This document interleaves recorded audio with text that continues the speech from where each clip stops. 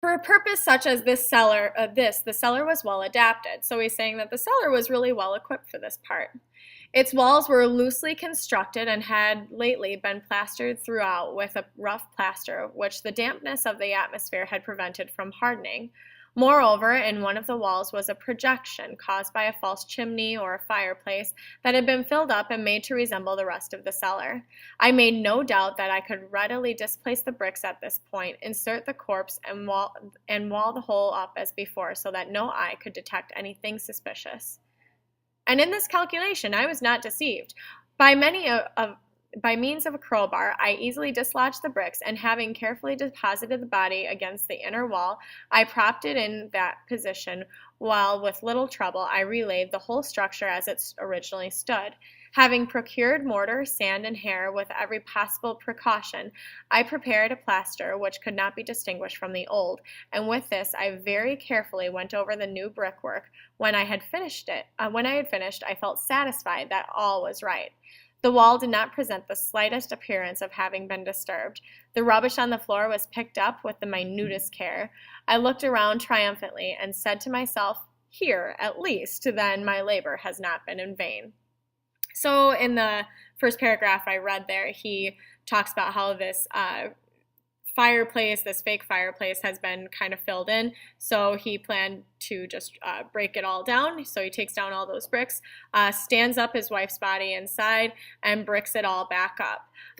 Interesting here, he refers to it as the corpse rather than her corpse. That is definitely indicative of his separation that he's had from the real world, or the world that he once lived in. Interesting too, he ends here and says, "Here at least then my labor has not been in vain." So he's actually really proud of himself here. We saw the same thing in The Telltale Heart, where our narrator is just so proud of how he carries out this murder, although in The Telltale Heart it was premeditated, meaning he planned it before, whereas this was not premeditated murder. It was murder in the heat of passion. All right, so next paragraph. My next step was to look for the beast which had been the cause of so much wretchedness, for I had at length firmly resolved to put it to death. Had I been able to meet with it at the moment, there could have been no doubt of its fate, but it appeared that the crafty animal had been alarmed at the violence of my previous anger, and forbore to present itself in my present mood. It is impossible to describe or to imagine the blissful sense of relief which the absence of the detested creature occasioned in my bosom. It did not make its appearance during the night, and thus for one night at least, since its introduction into the house, I soundly and tranquilly slept. I slept, even with the burden of murder upon my soul. So here he's saying he went to find the cat right away, but couldn't find it. It must have run off when he had committed his act of violence. And it didn't come back that night, which was awesome because he finally was able to sleep. It's kind of funny here how our narrator even admits that it's kind of disgusting that he was able to sleep with having just killed his wife. Next paragraph. The second and the third day passed, and still my tormentor came not. Once again I breathed as a free man. The monster in terror had fled the premises forever.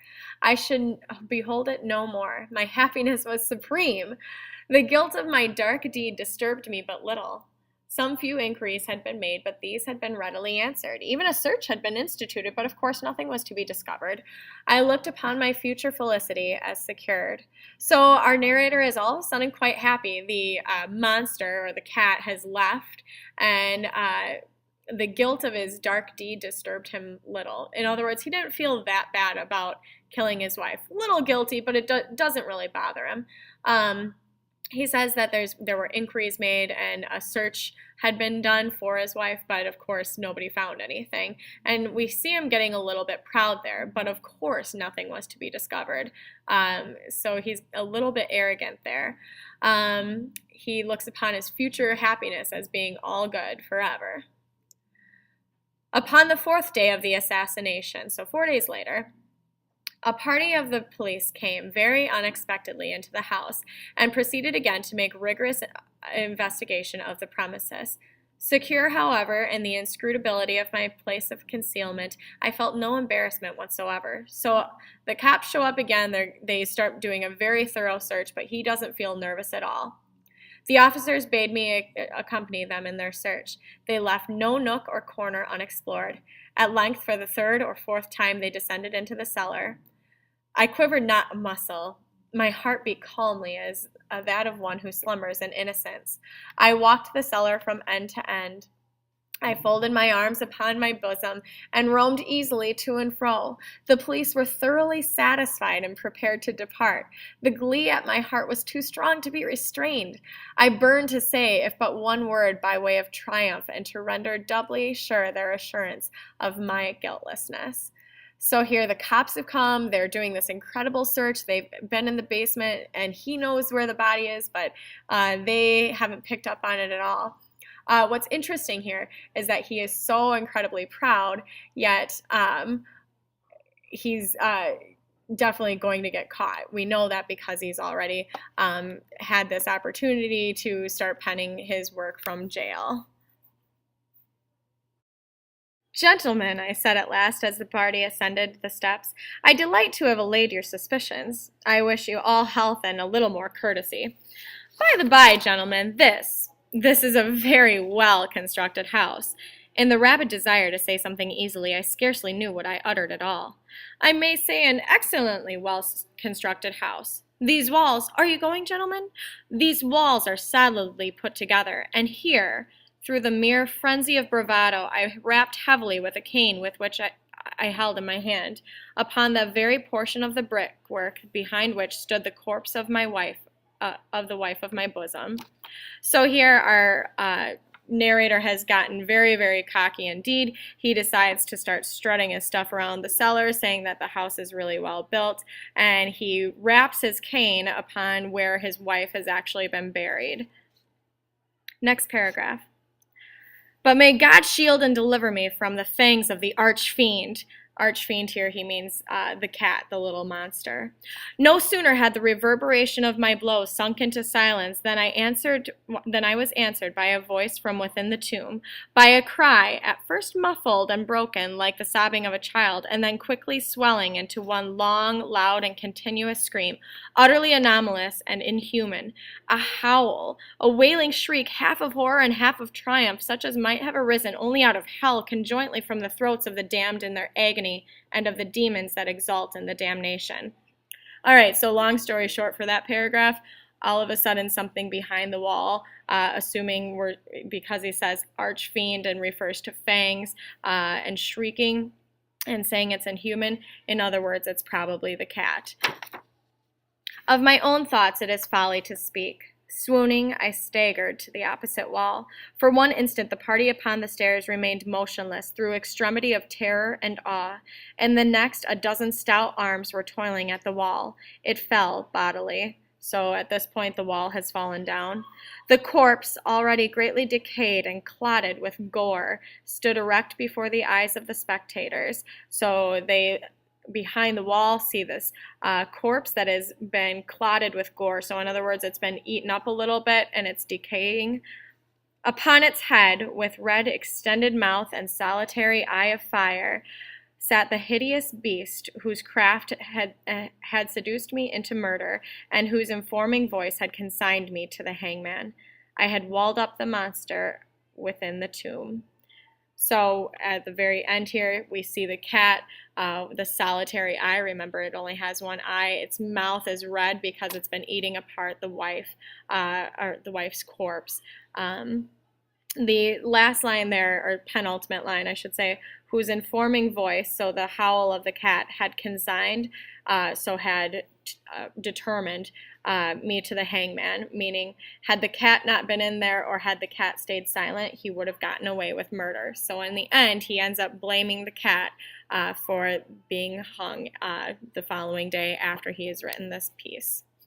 Now that you have finished reading The Black Cat, you probably have a few questions lingering. So the first thing I want you to do is turn to page 9 in your literary analysis booklet and write down 3 lingering questions that you have. It could be something about the author, it could be something about what happened in the story if you aren't totally clear about something. You could be questioning the motivations of the author or of the narrator. All of those would be good types of questions to put in there. So for the My Questions page on page 9, you have to have 3 questions. When you've done with that, go ahead and hit play again. Now that you've finished up writing in My Questions, I want you to turn to pages 6 and 7 in your literary analysis booklet. Here you should write at least 6 events that were significant from the plot.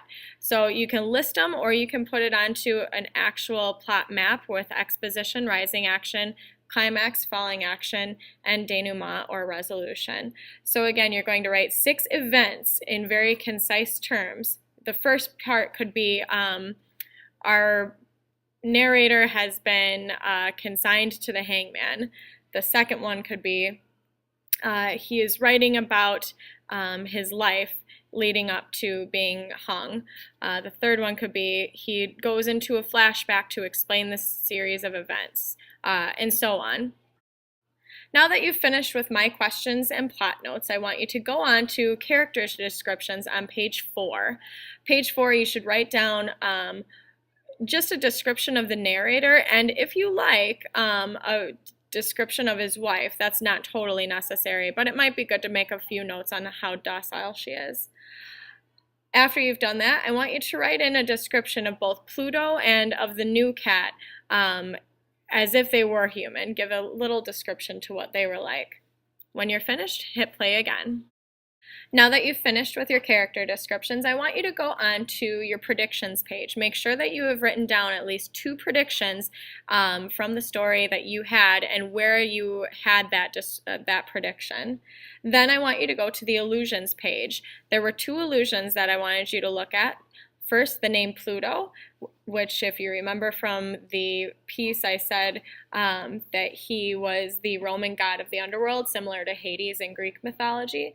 And then also the monks walling up victims. That should have been in the narrative as well. So make sure you write down an explanation of both of those. When you have finished that, I want you to go to the vocabulary section.